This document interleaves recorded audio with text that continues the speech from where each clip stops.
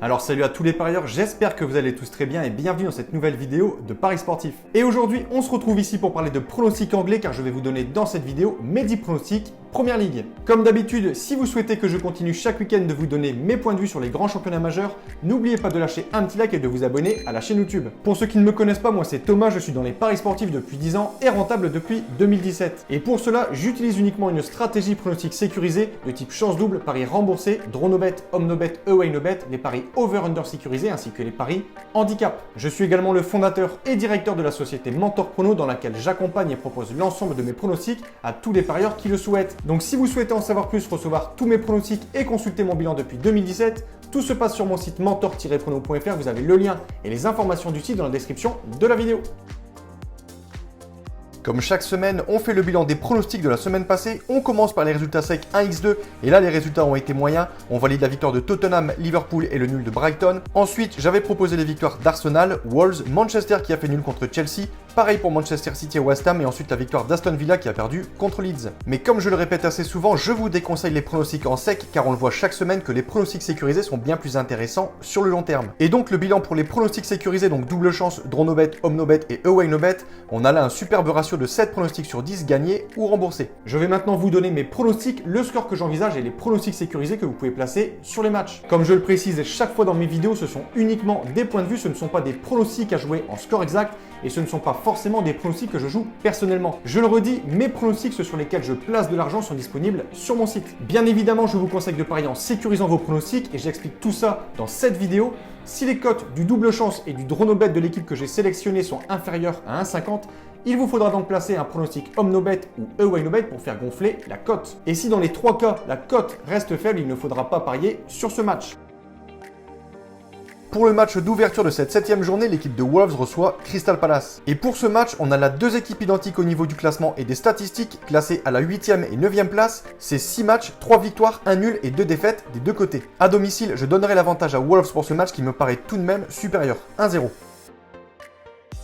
Sheffield, Manchester City. Malgré une 13e place au classement, Manchester City a montré cette semaine qu'il restait bien une grande équipe en atomisant Marseille 3-0 au Vélodrome. Et malgré l'absence de Agüero pour ce match, le potentiel et l'effectif des Citizens restent très bons, avec notamment le très bon milieu Kevin De Bruyne. Et à Sheffield, l'actuel 19e du classement avec toujours aucune victoire, Manchester City devrait logiquement gagner ce match, je vais dire 2-0. Avec un seul point pris en 5 rencontres disputées en Première Ligue, Burnley est clairement dans le dur et je pense qu'il ne devrait pas tenir tête à Chelsea, qui a cette semaine réalisé une belle performance en allant s'imposer 4-0 en Ligue des Champions du côté de Krasnodar, en Russie. Je vais donner un petit avantage aux Blues, 1-0. Liverpool reçoit West Ham ce samedi à 18h30. Liverpool a beau avoir la plus mauvaise défense du championnat cette saison avec déjà 14 buts encaissés, le champion d'Angleterre en titre, Liverpool, devrait en toute logique s'imposer face à cette formation et pouvoir peut-être reprendre la place de leader aux dépens d'Everton. Petite statistique, en 27 confrontations, les Hammers de West Ham ne se sont imposés qu'une seule fois à Liverpool. Selon moi, victoire des locaux 3-1. Après être passé tout près de la relégation la saison passée, Aston Villa montre un tout autre visage cette saison, un visage très offensif, et malgré leur défaite 3-0 la semaine passée face à Leeds, Aston Villa est annoncé favori pour ce match. En face, Southampton qui petit à petit remonte au classement à la 16e position à seulement 2 points d'Aston Villa. Je vais pour ce match partir sur un score nul, un partout, avec un avantage aux locaux pour la sécurisation du pronostic.